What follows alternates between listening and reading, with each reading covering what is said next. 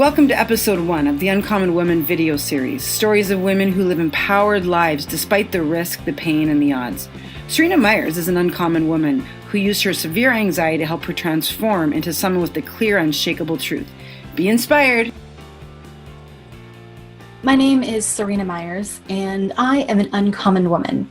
And I wanted to share my story with you today about my journey, I would say, through and sometimes still with anxiety.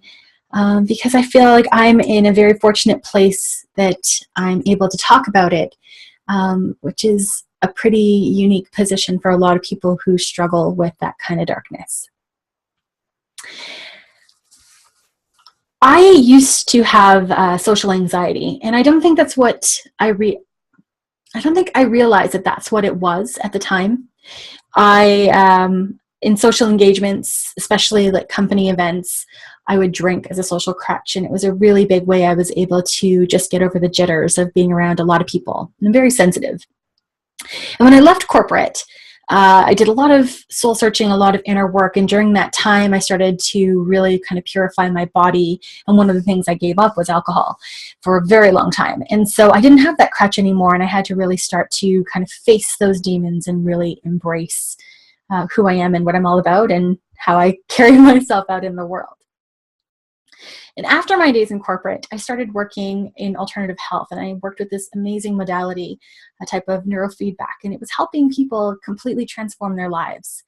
And I don't know if it was just like my overenthusiasm or my optimism, but I don't think I really quite recognized just how precious the work I was doing was. And I was very lucky that for the first 3 years of my career, I had nothing but successes or small successes with my clients. So I don't think I really had to consider what the ramifications were until 3 years in. And at that time, I had this client who was a few years older than me. And she was a really, really lovely woman. But because I'm very sensitive and she was very hurt, she had a lot of trauma, she was actually physically uncomfortable to be around because I could just feel the hurt emanating off her body. And she struggled with a heroin addiction and many traumatic stories in her past. And at the time that I met her, she had actually been clean from heroin for 3 months, but she was still using alcohol and cough medicine to be able to cope with her pain. And so while a normal protocol would last one very intense week with me, I had been working with her for about a month. And we had to go slower because she was also very sensitive and hurting. And there were amazing transformations that I saw in this woman's life. It was just incredible for her to come in one day and recognize her own beauty, something that she hadn't been able to see for over 20 years.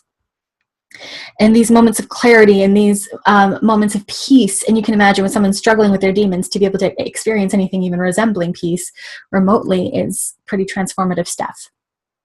However, at the end of our time together, she relapsed.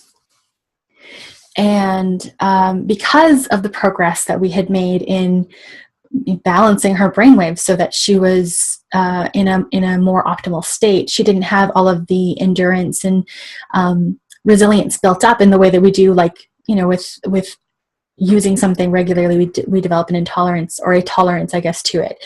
So she didn't have any of those things anymore. And because she fell off the wagon, she overdosed and died. And if that wasn't enough, having this be, I think I probably worked on close to 100 brains in that time.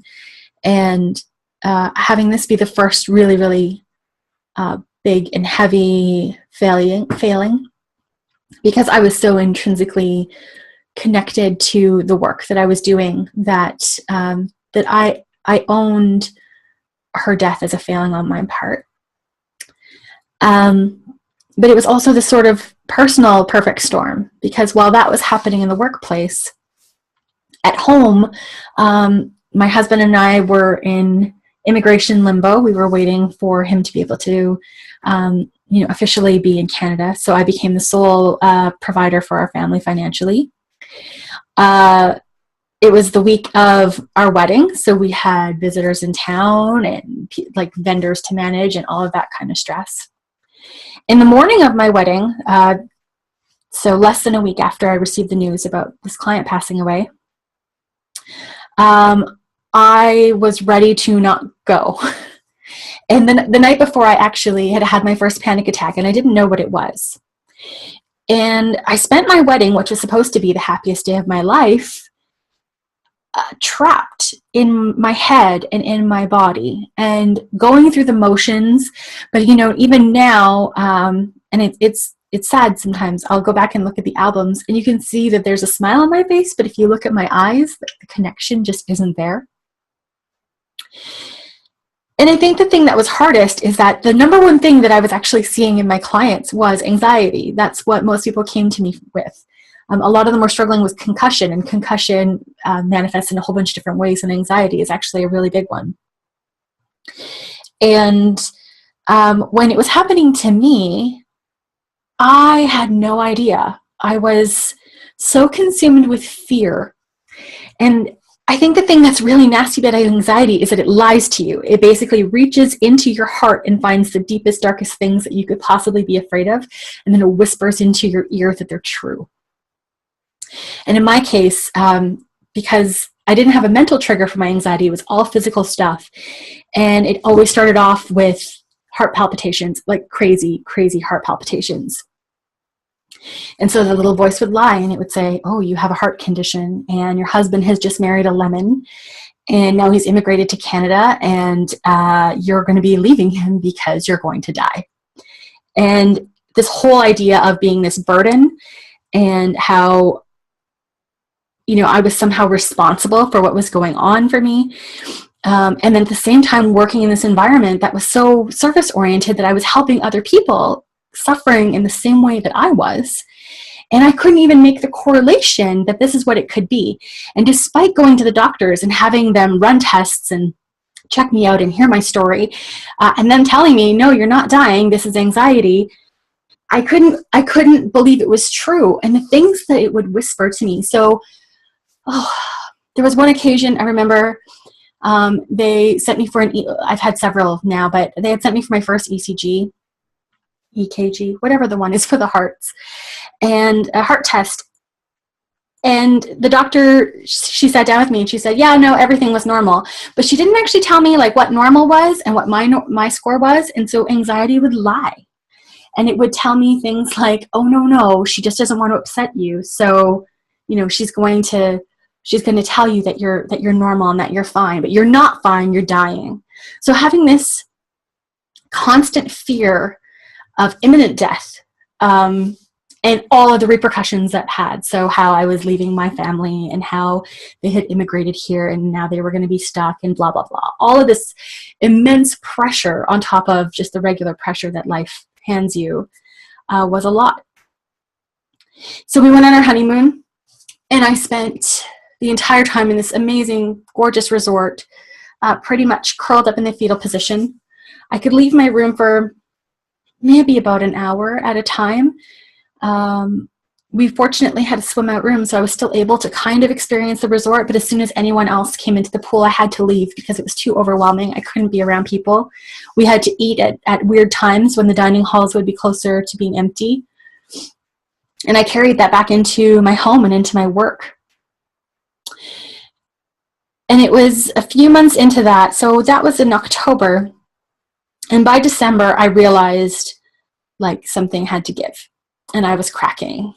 And I didn't believe at this time that it was anxiety, even though the doctor had told me so, but I knew that something was coming and I had asked for help at work, but unfortunately the environment didn't support that kind of thing, even though that's what we did for other people. And at the beginning of January, I had this horrific flu, and I remember coming out of this fever dream with this deep knowing that I was going to have to leave my job. And that brought all this other stuff to the surface. Look, I couldn't hack it, and I wouldn't be able to help people. And who was I in the world if I didn't help people? And the financial pressures of still being the only one who could provide for my family because my husband was still in immigration limbo. Pressure, all of it, and none of it expressed. I would say that the harshest thing, aside from the crippling fear that anxiety did to me, was this feeling of isolation and how I was alone. And even though I had this beautiful, supportive husband and he wanted so badly to be able to help me, I couldn't even articulate what I needed. And I think it's one of the reasons why I'm so transparent with my journey now in stories like this, and with people I know, with women I know, because a lot of them are suffering, and they're suffering quietly. And the number one thing is that anxiety lies, and it says you are the only one. You are alone. And that's not true. And I feel like because these conversations don't happen, and because there's still some kind of stigma, even though anxiety is like one of the number one things on the mental health spectrum that people struggle with, nobody's having these conversations. So that just perpetuates that feeling of being alone, because everyone thinks if no one's talking about it, it must just be me, but it's not. During the almost year that I was off before I was able to not even go all the way back to work, I actually started my own company because I couldn't go back to work, and working for myself and being able to work with my body's rhythms, because anxiety would still flare up regularly, was the only way that I could actually make a living. So during that year of my recovery, I tried everything. The first thing that was suggested to me was cognitive behavioral therapy. And I think for people who have like a mental trigger for their anxiety, and where they're able to trace it back and say, okay, well, when I think about this, it has this chain reaction which builds up into anxiety, I think it's actually a really fantastic modality. Unfortunately, my personal anxiety, and it's different for everybody, was basically just like this powder keg of stuff that I had been pushing down and not looking at, because it was just so much and it was so overwhelming that I just kept burying it until it started to express itself. And it expressed itself entirely physically. So there wasn't even a mental trigger of, oh, this is a stressful event and it would have a ripple effect. It was more like, oh, I'm eating a sandwich and suddenly my heart is racing and I'm in full sweat for no reason. And so yeah, I started off with cognitive behavioral therapy, and it was helpful to a degree. But the number one thing that was really great through that was the counselor that I was working with. She had me kind of make these accountability promises. So they were to her, but they were really to myself. One of which was that I would go outside each and every day. And the catch was that sometimes outside just had to mean the backyard. So on days when it would feel like it was too much, sometimes it would be 10 o'clock at night and my husband would come and poke his head in the bedroom and I hadn't left, and he would say, you didn't go outside today. And I'd go, yeah, I know, I'll just miss this one day. And he'd say, why don't we go in the backyard and look at the moon? And so I'm going to get a little emotional, sorry. So we would go and we'd hold hands and just stare at the moon, and it would be 5 minutes. But that 5 minutes was a way of me being able to honor myself.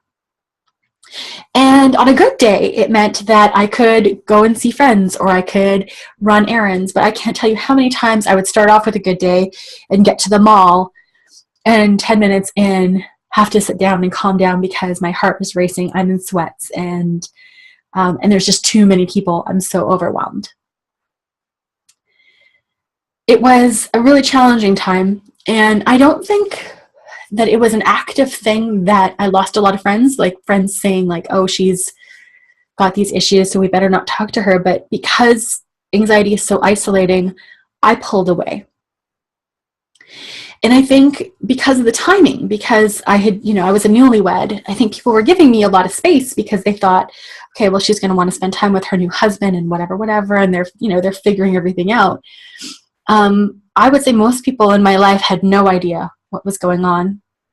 I'm sure there's some people who thought, oh, she's one of those girls who, gets married and doesn't talk to her friends ever again. And it wasn't that at all. I mean, I wouldn't have even talked to my husband if we weren't under the same roof. It was just too much. I was the person who everybody turned to for advice and support. And I kept trying to hold space for them in that way, but it became too much. It was hard. If you can imagine, I remember having conversations with a friend who, would talk about just like the mundane stuff at life, an annoying coworker or a shitty boss or whatever.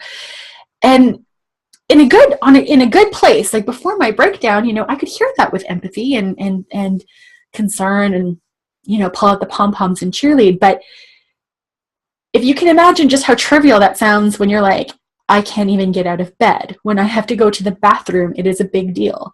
When I eat, my entire body bursts into anxiety. Like, I felt like I was the shell of this person I used to be because I was so bright and vivacious and this big personality. And suddenly I am spending days in bed in the fetal position and everything is too overwhelming. Pillows up against the curtains to cover the sun from coming in because it was too much. And so it had this really wonderful way of showing me what mattered.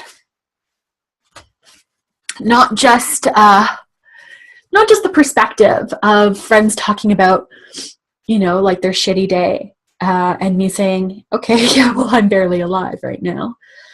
But just from my own perspective of how much stock I put in worrying about what people thought or what they did when, it didn't matter. And I think there's nothing like having a very, very finite amount of energy that you can invest in everyday existence to really teach you how to get clear about where to invest that energy. Because you just don't have access to more. That's just the way it is. I tried plant medicine. I tried crystals. I tried energy work. And I had incremental changes with all of those, but big transformation really came with time. And I also worked with a herb called holy basil. Actually, I'm going to give holy basil some credit because it had a really wonderful way of helping to process a lot of the physical stuff that was going on. It regulates blood sugar and some other stuff. So it was really great for that.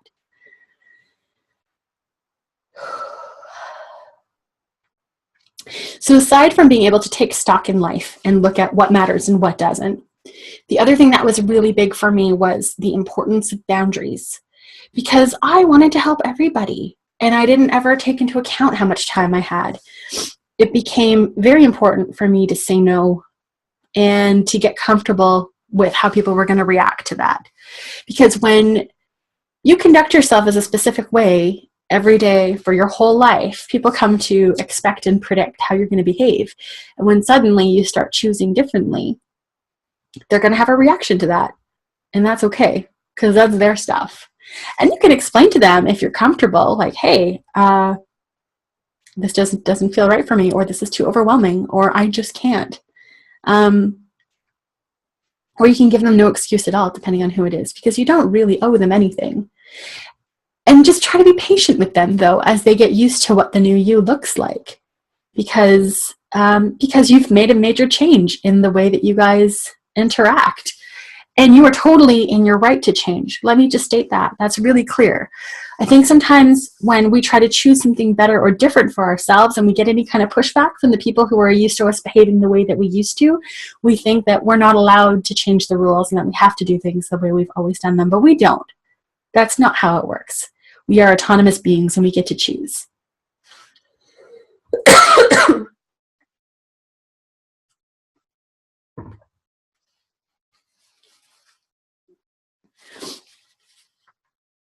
Oh, still snot city over here. Sorry, Marlo. And so even now, several years later, on the other side of anxiety, a whole year of recovery of just incubating and healing again, and then tiptoeing back into being able to work full time and to have the energy to sustain myself, with people and in the world. Even now, I still have bad days. I will sometimes still wake up with a pressure on my chest. I feel it whenever I try to do bigger, brighter, more courageous things. As soon as I step too far out of my comfort zone, it wells up. And along with it comes new stories, because I finally started to be able to call out the darkness on the whole lie about how I'm going to die. And so it has new strategies, and the big one is, who are you? And even now, sharing this story with you, there is a part of me that is going, why is this story worth hearing anything? But here's what I know. Because of that feeling of isolation, because of feeling so alone as I suffered, I know that there are women who are feeling that too. And I know that there are women who probably believe the darkness when they say that they're going to die. And there are people who are believing the darkness when they hear that they're alone. And I really feel a bit of a divine responsibility that I've been given this experience and I've been given this strength to be able to have these transparent conversations. And I will have them with whoever, hearing their journeys and sharing mine and giving hope, because that is the hardest part when you're sitting in the darkness, especially when you believe that you're in the darkness and you're by yourself and you don't know when it's going to end. It's really debilitating. And if you believe that you're alone and you don't believe that there is the possibility for anything else, it can take you down. And what I can tell you is that there is a possibility for something else. What I can't tell you is how long it's going to take or what the magic formula is for you.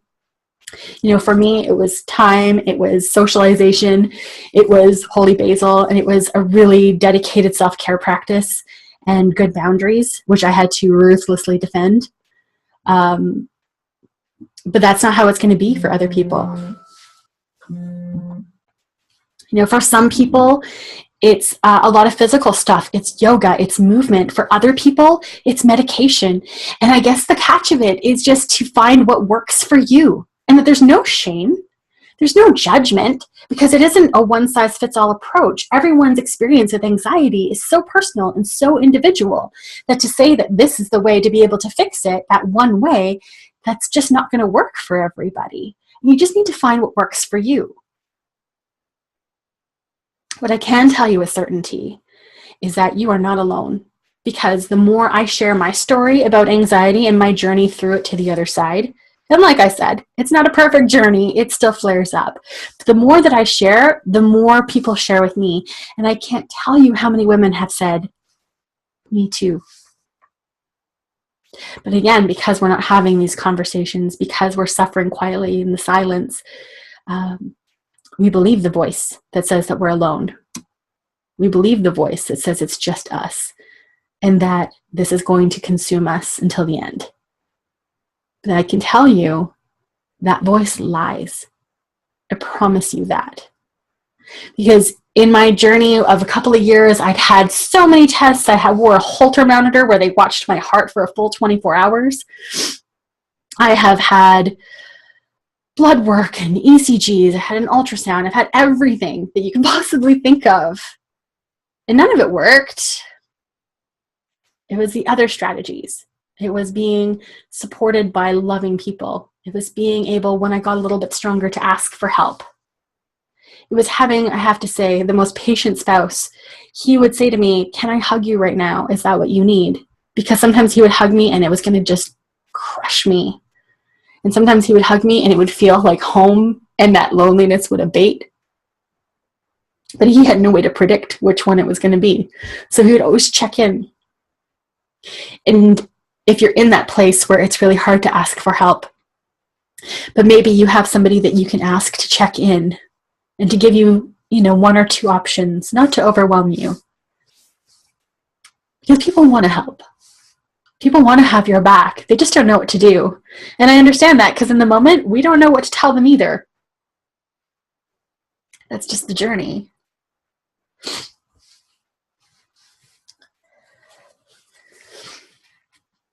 Oh, we're back to Snot City, Marlo.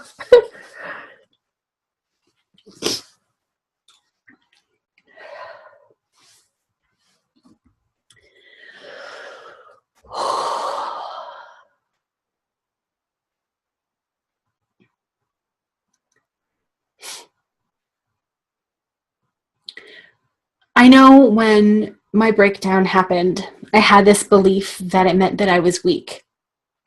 And that it meant that, that I couldn't hack it. And that's why this was able to crumble me in the way that it did. That's why it was able to disrupt my entire life and that of my family.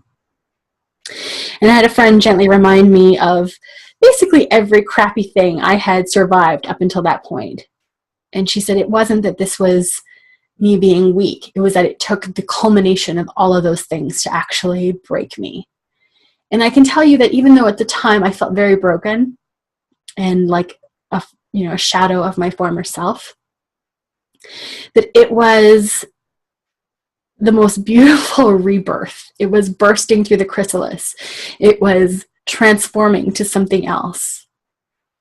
It's allowed me to show up with more courage, with more transparency.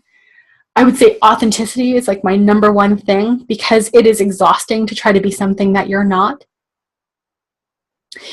And it has given me the strength to be able to share this story with women like you who are maybe suffering and who need to hear that they're not alone, and to hear that there is the possibility that it can get better.